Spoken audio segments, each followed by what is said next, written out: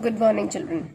So we have covered article, indefinite article a and an. Today we will start the definite article the, and we'll learn how to use, where to use this article the, right? The definite article. Okay. So I have framed the concept map like this, and we'll discuss usage of the one by one.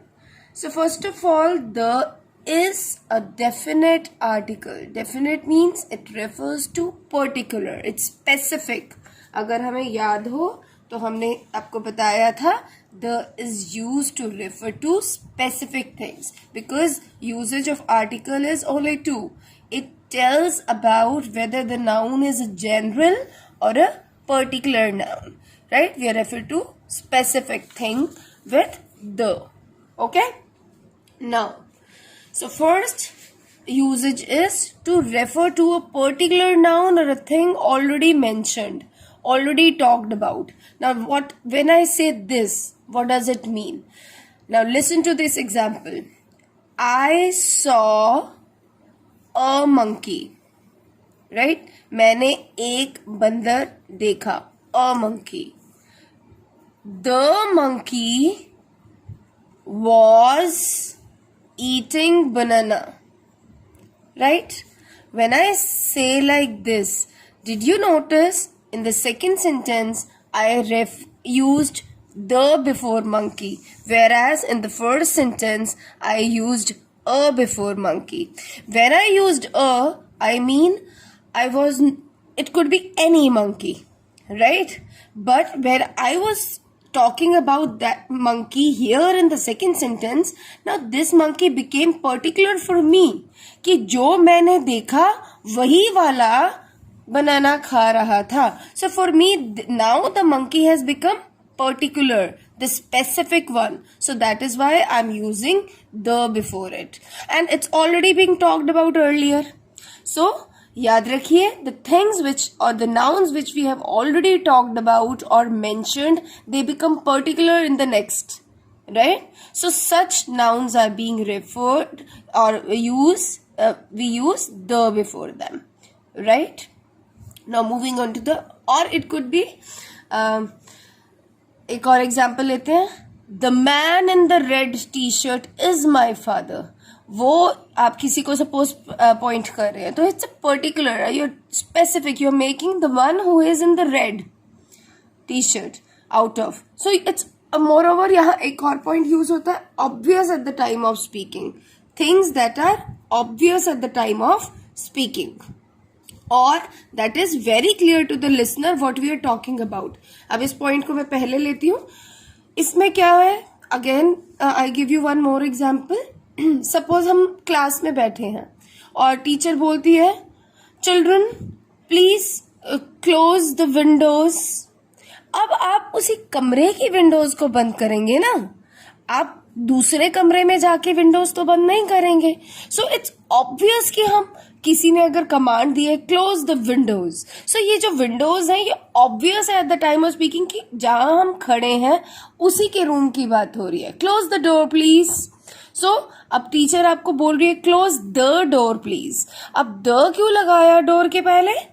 क्योंकि वो obvious है at the time of speaking, और it is clear at the time of speaking और listening कि which thing is being mention. The phone bell is ringing. अगर मैं example दूं, the phone bell is ringing. अब पड़ोसी के घर के फोन की बात तो नहीं कर रहे हो ना. इट्स ऑब्वियस आप जहां खड़े हो फोन आपके आसपास है और आप उसी फोन की बात कर रहे हो, अपने घर के फोन की बात कर रहे हो, या जहां आप खड़े हो उस फोन की बात कर रहे हो. So something which is very obvious at the time of speaking, वो भी द लेता है. Now come to the third point. Things, unique things, one of their own kind, जैसे चंद्रमा, सूरज, तारे, ये अपने आप में यूनिक है, right? Earth, Jupiter, the names of the planets, ये सब अपने आप में यूनिक थिंग्स हैं, इनके जैसी और चीजें नहीं है. सो ऐसी चीजों के आगे भी हम द लगाते हैं. The moon, the sky, the sun. Okay? Now come to the next point. Before a singular noun when it refers to the whole or particular class or a group. अभी class और a group का क्या मतलब है? जैसे हम बोलते हैं the cow gives us milk. Right? The cow gives milk. So ये the cow का क्या मतलब है? कोई एक ही cow की बात नहीं कर रहे हैं हम यहाँ पे. कोई ये जैसे हमने फर्स्ट में कहा था कि पर्टिकुलर काउ, ऑफ कोर्स हो सकती है पर्टिकुलर काउ, लेकिन यहाँ जो द काउ है, यहाँ कोई पर्टिकुलर एक काउ की बात नहीं कर रहे हैं, क्लास ऑफ काउ की बात कर रहे हैं कि काउ चाहे इंडिया की हो, अमेरिका की हो, काउ कहीं की भी हो, वो हमको दूध प्रोवाइड करती है. Right? So here we are referring, it's a singular noun. Cow here is a singular noun, but here it is referring to the class of cows. Right? The lion is the king of jungle. So the lion मतलब lion हमेशा चाहे कहीं का भी हो, right? वो जंगल का king है. So we are referring to the class of lion, not a particular lion.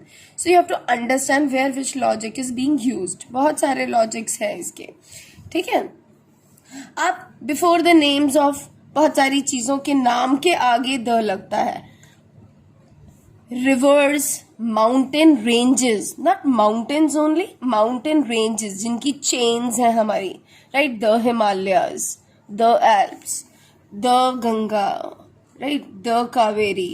Seas and seas and oceans, the Pacific Ocean, the Atlantic Ocean. Holy books means the Bhagavad Gita, the Ramayana, the Bible. Newspapers के नाम के आगे भी लगता है the Times of India, right? The Hindu is a name of newspaper as well. Okay. Races and communities. Races means like the Mughals, the British, right? Communities, the Hindu, the Muslims. Like when we refer to races and communities, तब भी हम the लगाते हैं. Well-known buildings, the Taj Mahal, the Red Fort, the Qutub Minar, ठीक है? The Eiffel Tower. So famous, well-known buildings are also taking the before them. Even the directions, the east, the west, the north, the south. At this point I've already talked the things which are obvious at the time of speaking. Close the door. The door must be obvious, right, at the time of speaking. Before names of some countries, not all countries. याद रखिएगा, हम the India, the Pakistan नहीं कहते हैं, लेकिन हम the US से बोलते हैं, right? the Netherlands बोलते हैं, right? और the UAE बोलते हैं. अब हम क्यों इन्हीं कंट्री के आगे क्यों लेते हैं? There are few more, right? क्योंकि अगर आप ध्यान से देखिए, सिर्फ उन कंट्रीज के नाम के आगे द लगता है जिनके पूरे नाम में एक कॉमन नाउन है. अगर आप इसको देखिए, द नीदरलैंड्स, सो लैंड्स एक कॉमन नाउन है. द यूनाइटेड अरेबियन एमिरेट्स, सो यहाँ एक नाउन बीच में इनके नाम के आगे, अरेबियन एमिरेट्स, बीच में the United States of America. So यहाँ पे इनके नाम में ही एक कॉमन नाउन इंक्लूडेड है, क्लब्ड है. तो ऐसे कंट्रीज के नेम के आगे द लगता है, ओके, जिसके अपने नाम में एक कॉमन नाउन इन्वॉल्व होता है, right? Okay. Before ordinals, ordinal numbers दो तरह के होते हैं, कार्डिनल्स एंड ऑर्डिनल. 1 2 3 4 कार्डिनल हो गए.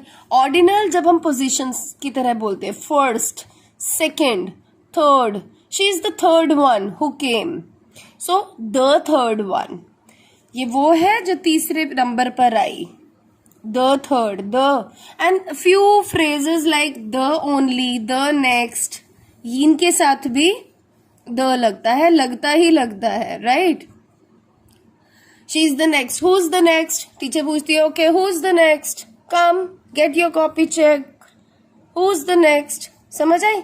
She is the only child of her parents. The only child. So only, next ऐसे phrases के साथ भी the लगता है. Ordinal numbers के साथ भी the लगता है. She is the first. She came the first. ठीक है? Okay. Before the adjectives and superlative degree, अगर आपको याद हो जब हमने एडजेक्टिव्स किया था तो हमने डिग्रीज ऑफ कंपैरिजन किए थे. तो 3 डिग्रीज कौन सी थी? Positive, comparative and superlative. Good, better, best. तो बेस्ट के साथ क्या लगेगा? द.